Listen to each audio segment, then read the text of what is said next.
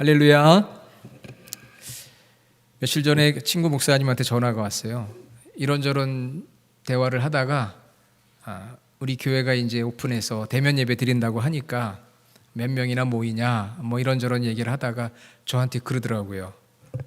목사님, 교인들에게 너무 나오라고 하지 마세요 그러더라고요. 그러다가 진짜 안 나오는 수가 있습니다. 그 얘기를 들으니까 조금 웃기기도 하지만 좀 심각하게 받아들여지기도 하더라고요.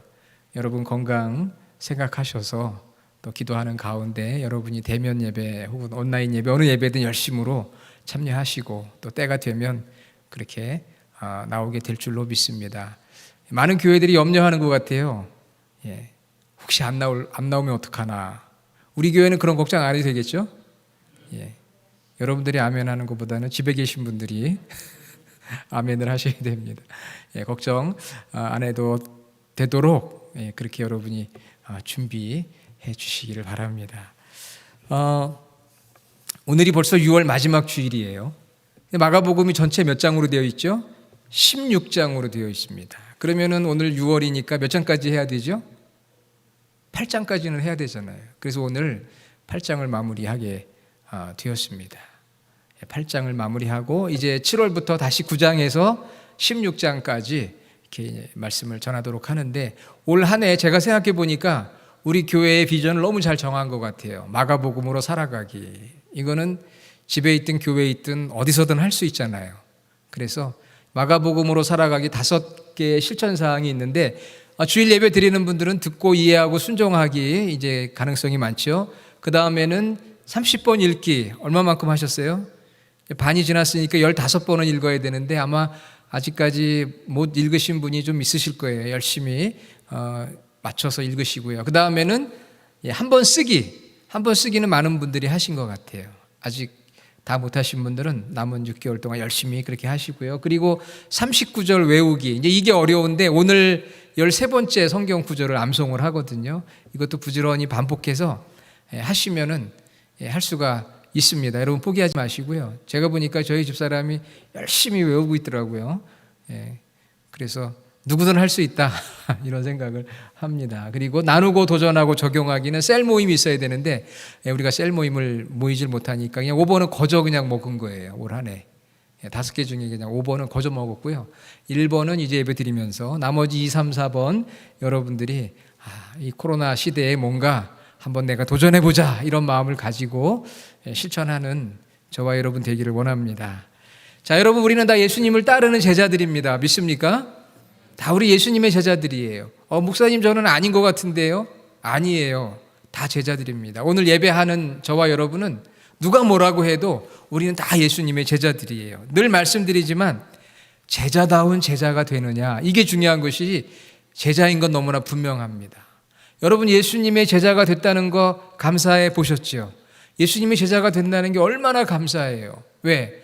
이 세상에서 하나님이신 예수님, 가장 위대하신 그분의 내가 제자다. 얼마나 좀 감격스러운지 생각해 보면 내가 예수님의 제자라니 얼마나 감격스러운지 몰라요. 유명한 스승의 제자가 되려고 얼마나 노력을 합니까? 그런데 내가 그분의 유명한 스승의 제자만 돼도 사람들 앞에 자랑하거든요. 그런데 나는 예수님의 제자니까 얼마나 감격스럽고 참 기쁘고 영광스럽습니까? 그런데 오늘 예수님께서 우리에게 내가 원하는 제자, 제자도, 제자의 길, discipleship, 그게 있다. 이렇게 예수님 말씀해 주시는 거예요. 예수님의 제자인 저희들이 나는 이런 제자를 원한다는 예수님의 말씀을 오늘 마가복음을 통해 들으면서 정말 제자다운 제자의 모습으로 변화되는 저와 여러분 모두가 되기를 간절히 원합니다. 자, 예수님께서 오늘 제자들에게 물어보셨어요. 뭐라고 물으셨느냐? 사람들이 나를 누구라고 하더냐? 그렇게 물어요. 그때에 많은 이야기를 합니다. 어떤 사람은 세례 요한이라고도 하고 어떤 사람은 엘리야라고도 하고 어떤 사람은 선지자라고도 합니다. 다 예수님 마음에 안 드셨어요. 그래서 너희는 나를 누구라고 하느냐? 너무 많이 들어보셨죠. 너희는 나를 누구라고 하느냐? 너는 나를 누구라고 하느냐? 그때 베드로가 이야기합니다. 주는 그리스도십니다. 주는 그리스도십니다. 이런 고백을 해요. 이 믿음의 핵심이죠. 주는 그리스도이십니다. 오늘 여러분 임예송 할 때 그 가사 기억하세요? 매주 우리가 지금 몇 달째 하고 있거든요. 거기에 보면 그리스도 살아계신 하나님, 이런 고백하잖아요. 누가 그리스도예요? 예수님이 그리스도시고 살아계신 하나님이라고 우리가 매주 예배 때마다 입술로 고백하는데, 어떤 분은 정말 입술로만 고백하는 분도 있을지 모르겠어요. 그 고백에 여러분의 마음을 담으시기 바랍니다. 그리고 그 고백에 합당한 제자의 삶을 우리가 살아나가기를 주님은 원하세요. 그리스도 살아계신 하나님, 그 고백 때문에 내가 구원받고 하나님 자녀가 된 것이고요, 그 고백 때문에 내가 예수님의 제자가 된 것이고, 그 고백 위에 교회가 세워진 것이고, 그리고 그 고백을 갖고 살아가는 사람들에 의해서 오늘도 수많은 역사와 능력이 나타나고 있습니다. 그러니 예수님은 그리스도라고 하는 그 고백이야말로 얼마나 위대한 고백입니까?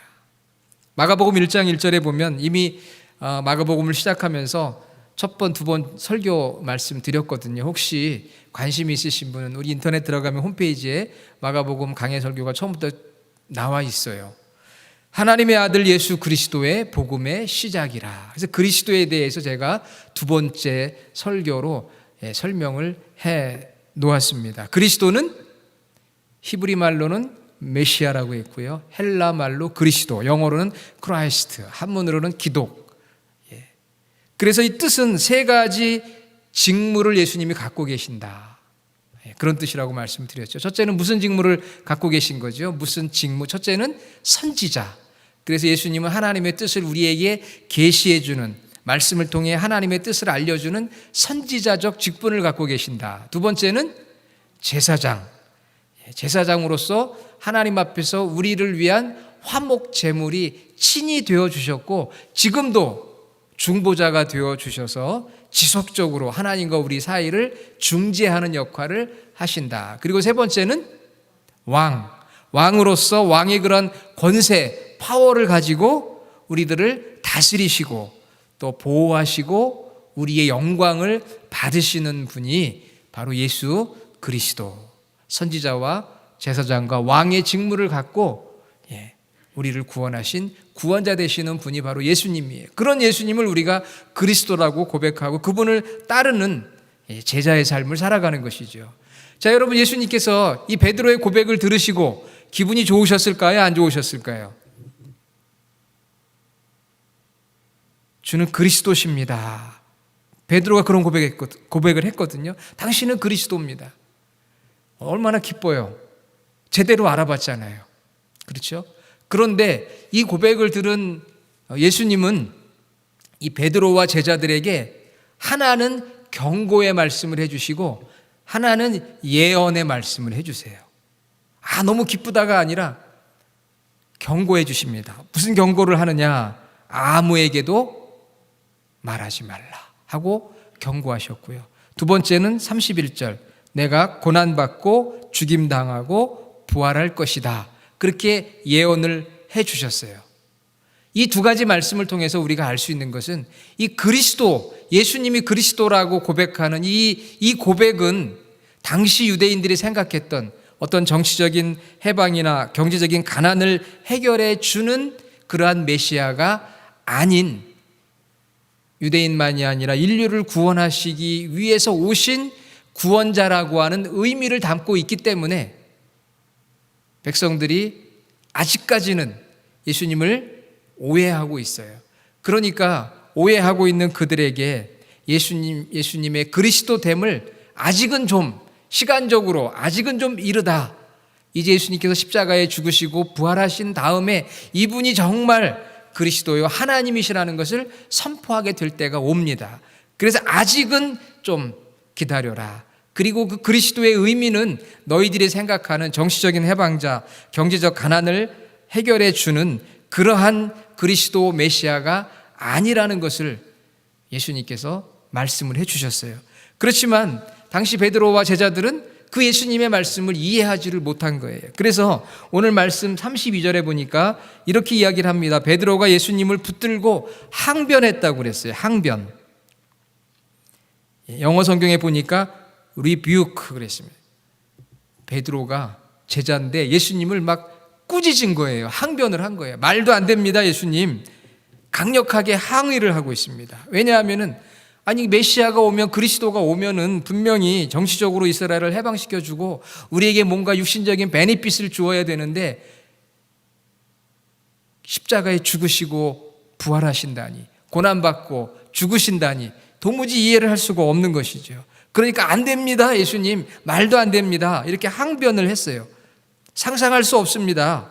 어떻게 그리스도가 고난을 받습니까? 상상할 수 없습니다. 상상할 수 없었어요, 제자들은. 제자들이 상상하는 건 어떤 상상이었느냐 하면은 예수님이 정말 메시아, 그리스도, 정치적인 왕이 되어서 우리도 뭔가 예수님을 따라다녔는데 베니핏이 있지 않을까, 이런 생각을 하고 있었는데, 그런 상상을 하고 있었는데 예수님께서 고난받고 십자가에 죽는다고 이야기하니까 그런 상상은 하고 싶지도 않은 거죠. 그래서 베드로가 예수님에게 항변을 합니다. 그랬더니 예수님께서 다시 베드로를 꾸짖으세요. 참 재밌는 것은 베드로는 예수님을 꾸짖고 예수님은 베드로를 꾸짖는 제자와 스승 사이에 지금 이런 일이 벌어지고 있는, 서로 생각하는 게 다르니까, 생각하는 게 서로 다릅니다. 예수님께서 제자들을 보시며 베드로를 꾸짖으셨어요. 여기서 꾸짖는다는 이 단어는 마치 예수님께서 귀신을 축출할 때, 바람이나 바다를 잔잔하게 할 때 꾸짖을 때 쓰였던 그 단어예요. 그러니까 굉장히 강력한 책망의 뜻을 담고 있는 것이죠. 사단아, 내 뒤로 물러가라. 내가 하나님의 일을 생각하지 아니하고 사람의 일을 생각하는구나. 하나님의 일은 예수님께서 십자가에 죽으시고 부활하심으로 말미암아 인류를 구원하시고자 하는 것이 하나님의 뜻이고 하나님의 일이었는데, 베드로는 사람의 일을 생각하는 거예요. 예수님을 통해 내가 얻을 수 있는 베니핏이 무엇인가, 나에게 주어지는 게 뭔가, 이것만 생각한 거예요. 그러니까 예수님께서 사탄아, 내 뒤로 물러가라. 여러분, 정말 베드로가 사탄일까요? 혹시 여러분도 오해하시면 안 됩니다. 베드로가 사탄이다, 그게 아니고 예수님이 가는 길을 가로막는 사탄적인 생각을 했다고 하는 것이죠. 그런 사탄적인 생각, 즉 주님의 뜻을 제대로 이해하지 못하고 사람의 생각만 하고 있는 그런 사탄적인 생각에서 돌이켜서 이제는 하나님의 뜻을 추구하는 참 제자가 되어야 한다. 이게 예수님의 말씀인 거죠. 저희들도 신앙생활 하면서 정말 주님의 뜻은 알지 못하고 관심 없고 그저 내 생각만 할 때가 있어요. 내 뜻만 관철시키려고 할 때가 있습니다. 그때 주님이 우리를 안타깝게 생각하시면서 사탄아, 내 뒤로 물러가라. 우리가 사탄이 아니라 사탄의 생각을 하고 있는 우리를 책망하고 꾸짖는 그 예수님의 음성을 우리가 들을 수가 있어야 합니다. 그러면서 예수님께서 제자다운 제자는 어떤 제자인가, 바로 34절에 말씀을 해주고 있어요. 베드로가 그 제자다운 제자를 의미를 깨닫기까지는 많은 시간이 걸렸습니다. 실수도 하고 실패도 하고 좌절하고 그런 시간이 있었어요. 그러니까 저와 여러분들이 예수님의 제자이지만 아직 온전한 제자다운 제자가 되지 못했다고 해서 너무 낭망하지는 마세요. 나는 아직 그 단계까지는 올라가지 못했는데, 나도 주님의 책망을 받는 것처럼 그저 엉뚱한 상상, 엉뚱한 생각만 하고 살아가는데 나는 안 되지 않을까? 아니에요. 베드로도 그런 과정을 통해서 결국 나중에는 하나님의 일을 생각하는, 예수님이 그리스도라고 하는 진정한 의미를 깨닫고 참 제자가 된 것을 생각할 때 여러분 포기하지 마시고 주님의 긍휼히 여기심과 성령의 도우심을 구하시기를 바랍니다. 그러면은 우리가 오늘 찬양할 때 고백한 것처럼 예수님은 그리스도 살아계신 하나님이라고 고백했던 그 고백이 내 마음을 담고 믿음을 담고 그 다음에 삶에서 실현되어지는 제자도의 삶이 될 수 있으리라 저는 확신합니다. 예수님이 원하는 제자의 길, discipleship, 그건 무엇일까요? 34절, 이거 우리 외워야 되거든요. 그래서 누구든지, 거기서 한번 다시 읽어보겠습니다. 누구든지 나를 따라오려거든 자기를 부인하고 자기 십자가를 지고 나를 따를 것이니라. 아멘. 자, 다 같이 한번 외워보든지 읽어보든지 한번 해볼게요. 시작. 누구든지 나를 따라오려거든 자기를 부인하고 자기 십자가를 지고 나를 따를 것이니라. 아멘. 우리가 외워야 될 13번째인데 그게 어렵진 않죠? 어려우세요? 이거는 꼭 기억했으면 좋겠어요. 왜? 이 제자도의 에센스, 아주 본질을 말씀해 주는 거거든. 누구든지 나를 따라오려거든. 예수님을 따르는 제자는 자기를 부인하고 자기 십자가를 지고 나를 따를 것이니라. 오늘 이 34절의 말씀을 저희가 확실하게 이해하고 주님을 따르는 제자다운 제자, 온전한 제자가 되기를 간절히 원합니다. 여기에 보면은 자기를 부인하고 그랬어요. 자기를 부인하고. 34절에 자기를 부인해야 된다. deny, 자기를 부인한다고 했습니다. 부인해야 돼요. 세상과 나는 간 곳 없고 구속한 주만 보이도다. 찬송 288장 나오죠. 세상과 나는 간 곳 없고 구속한 주만 보이도다. 우리 신앙생활 하다 보면 어떤 분들이 그래요. 서운하고 섭섭하답니다. 왜요? 나를 알아주지를 않아서, 목사님이 나를 알아주지 않아서 서운하고 섭섭하고, 누군가 나를 알아주지 않아서 그렇게 섭섭하다고 해요. 자기를 부인해야 되거든요. 여기는 내가 없어요. 오직 주님, 나의 주님을 따라가는 저희들은 주님을 바라봐야 되거든요.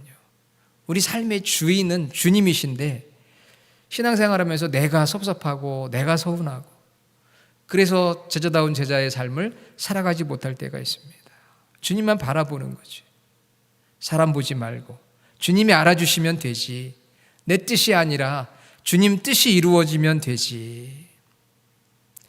베드로가 온전한 제자가 되기 전까지 많은 어려움이 있었잖아요. 요한복음 21장 21절에 보면 베드로가 예수님께 나중에 회복된 다음에 주님, 이 사람은 어떻게 되겠습니까? 그렇게 묻는 장면이 나와요. 그 사람은 사도 요한이거든요. 이 사람은 어떻게 되죠? 항상 관심이 여전히 아직도 내 자신과 주변 사람들에게 있어요. 저 사람은 어떻게 될까? 우리가 따르는 주님을 바라봐야 되는데 나를 보고 주변을 보고 세상을 보는 거예요. 그때 예수님이 뭐라고 말씀하십니까? 상관 말고 너는 나를 따르라. 상관하지 말고 너는 나를 따르라. 그렇게 예수님이 말씀해 주셨어요.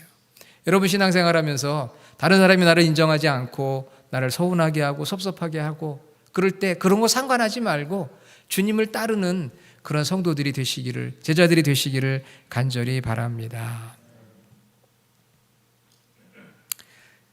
주님 뜻대로 살기로 했는데 우리 1절만 한번 해볼까요? 여러분 다 아시죠? 주님 뜻대로 살기로 했네. 주님 뜻대로 살기로 했네. 주님 뜻대로 살기로 했네. 뒤돌아서지 않겠네. 이 세상 사람 날 몰라줘도, 이 세상 사람 날 몰라줘도, 이 세상 사람 날 몰라줘도, 이 세상 사람 날 몰라줘도 뒤돌아서지 않겠네. 이것이 나를 부인하는 삶이에요. 세상 사람들이 나를 몰라주고 그래도 주님만 바라보고 뒤돌아서지 않는 거, 이게 바로 나를 부인하는 제자의 삶인 거죠. 여러분 서운한 거 있으세요? 섭섭한 거 있으세요? 서운한 거 섭섭한 거 다 물러갈 줄로 믿습니다. 주님만 바라보고 주님의 뜻만 이루어진다면 나는 아무것도 아니야. 세상과 나는 간 곳 없고 구속한 주만 보이고, 주님만 보이는 거예요. 나도 안 보이고 세상도 안 보이고 다른 사람들도 안 보이고. 정말 이럴 수 있을까요? 어렵죠. 그러나 그렇게 되어갈 수 있어요. 자기를 부인해야 합니다. 그리고 나서는 자기 십자가를 지는 거예요. 자기 십자가를 진다. 자기 십자가를 진다는 것이 많이 오해가 될 때가 있습니다. 여러분 십자가는 당시 사형을 시키는 극형의 도구였습니다. 고난과 치욕과 모욕의 상징이에요. 그런 십자가를 예수님이 지셨어요. 왜 지셨지요? 인류를 구원하기 위해서 십자가를 지셨어요. 예수님께서, 우리의 주님이시고 우리의 스승이신 예수님이 인류를 구원하기 위해 십자가를 지셨습니다. 그러면 예수님의 제자된 우리들은 예수님이 이루시고자 했던 인류 구원의 그 십자가의 한 부분을 우리도 감당해야 됩니다. 나의 십자가를 지는 거예요. 그것이 비록 힘들고 어렵고 고통스러울지라도 주님을 따르는 제자들은 내게 맞는, 내게 주신 분량의 십자가를 져야 하는 것이죠. 주님이 이루길 원하셨던 영혼 구원을 위해서 나도 고난을 당하고, 때로는 35절부터 38절의 내용이 그런 내용이에요. 내 생명도 내어놓는 그런 십자가의 삶을 살아가는 것. 주님이 꿈꾸던 영혼 구원을 위해서 주님이 십자가를 지셨다면 나도 그 십자가의 한 부분을 나도 지고 가야 되는데, 주님이 우리에게 원하시는 것은 바로 그거예요. 주님이 이루시고자 했던 인류 구원의 십자가의 어떤 한 부분을 나도 지고 감당하고 살아가는 자가 바로 주님의 제자인 거죠. 목사는 목사로, 장로는 장로로, 권사는 권사로, 집사는 집사로서의 받은 직분을 가지고 어떻게 하면 주님이 이루셨던 인류 구원의 그 십자가를 내가 질 수 있을까? 내게 맡겨진 분량, 그것은 무엇인지, 내게 주신 직분만이 아니라 은사가 있어요. 시간도 있고 물질도 있고 재능도 있습니다. 힘들어도 그것을 내가 어떻게 하면 감당해서 십자가를 지고 주님이 가신 그 십자가의 길을 따라갈 수 있을까? 그게 제자의 길인 거죠. 그래서 세상 등지고 십자가 보내, 세상 등지고 십자가 보내, 세상 등지고 십자가 보내, 뒤돌아서지 않겠네. 그것이 바로 십자가를 지는 제자의 삶인 거죠. 제가 한국에서 대학원에 다닐 때 저희 이제 저를 가르치는 선생님이 계셨어요. 그래서 같이 이제 공부하는 학생들이 그 선생님을 기념하기 위해서 무슨 책을 발간을 합니다. 자, 그러면은 그 선생님이 추구하는, 여기 디테일하게 말씀은 못 드리겠지만 그 선생님이 추구하는 어떤 학문의 목표와 방향이라는 게 있어요. 그러면 그것의 어떤 일부분을 각각 제자들이 맡아서 그걸 글을 쓰는 거예요. 그런데 선생님이 원하는 방향으로 써야 되죠. 선생님이 원하는 방향으로 안 쓰고 내가 원하는 방향으로 쓰면 그것은 제자가 아닌 거예요. 선생님이 원하는 방향과 목적에 맞게 큰 그런 주제를 가지고 여러 명의 제자들이 한 부분을 맡아서 작은 논문을 씁니다. 그게 제자들이 하는 일이거든요. 우리 예수님께서 이루시고자 했던 큰 인류 구원의 그 십자가의 그 구원을 바라보면서 우리 각자가 나는 그것을 어떻게 이루어가야 할지 한 부분을 맡아서 자기 십자가를 지고 나의 십자가를 지고 써가는 거예요. 그것이 바로 제자의 삶의 모습입니다. 제 친구 목사님이 저 인도네시아 어느 섬에 선교사로 가게 되었습니다. 돌아와서 간증할 때 그런 이야기를 하더라고요. 선교지의 외딴 섬에서 선교를 하는데 너무나 고독하고 알아주는 사람도 없고 눈에 띄는 열매도 없고 그래서 너무 낙심이 되더래요. 지금은 그래도 인터넷이 있어서 뭐 소식을 주고받을 수가 있지만 한 20년 전만 해도 정말 어디 구석에 처박혀 있으면 알 수가 없는 세상이거든요. 너무나 외롭고 고독하고 낙담이 되더래요. 그런데 그때 마침 한국에서 그 선교 떠날 때 가지고 온 양초 박스가 있었어요. 왜? 섬이니까 전기가 없을 수도 있고 이머전시가 생기면 초를 켜야 되잖아요. 그렇죠? 거기에 양초의 안에 양초들이 여러 개가 들어가 있었는데 그 중에 몇 개를 이제 사용하고 몇 개가 남았는데 그 양초 박스를 딱 보는데 그런 생각이 들더래요. 갑자기 초하고 양초하고 대화를 나누는 거예요. 여러분 영성이 깊어지면은요 동물하고도 대화를 나누고 식물하고도 대화를 나누고 온갖 사물하고도 대화를 나누면서 거기서 어떤 깊은 영감을 깨닫게 됩니다. 여러분 다 경험해 보셨죠? 그 양초를 보면서 양초에게 물었대요.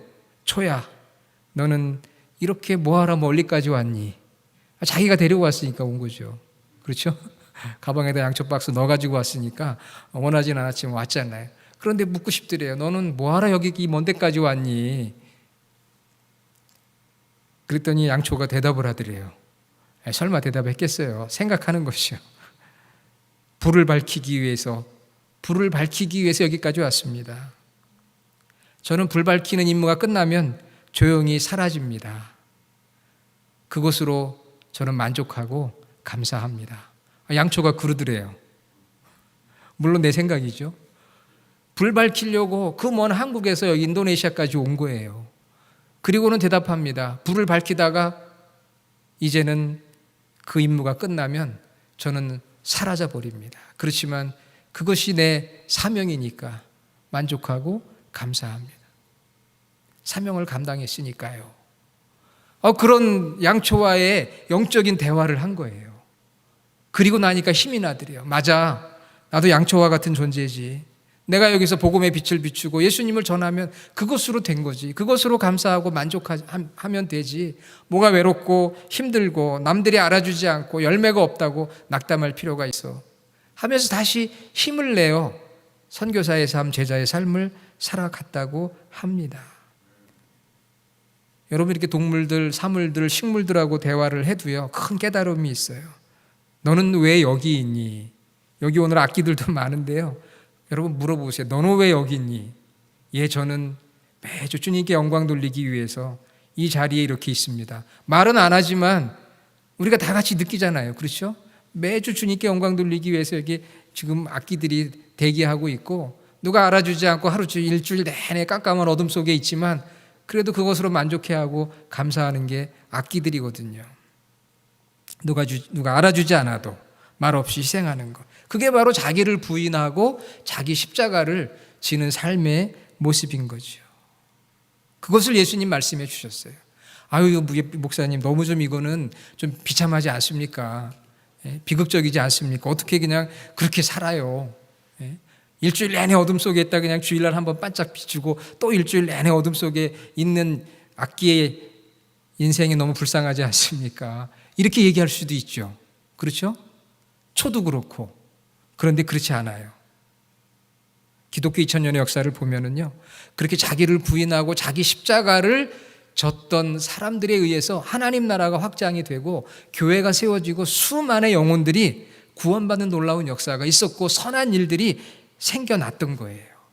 그런 자기를 부인하고 자기 십자가를 졌던 사람들에 의해서, 그런 악기들에 의해서 우리도 오늘 함께 하나님께 영광을 돌리게 되는 것입니다. 그래서 오늘 말씀 9장 1절이 해답이에요.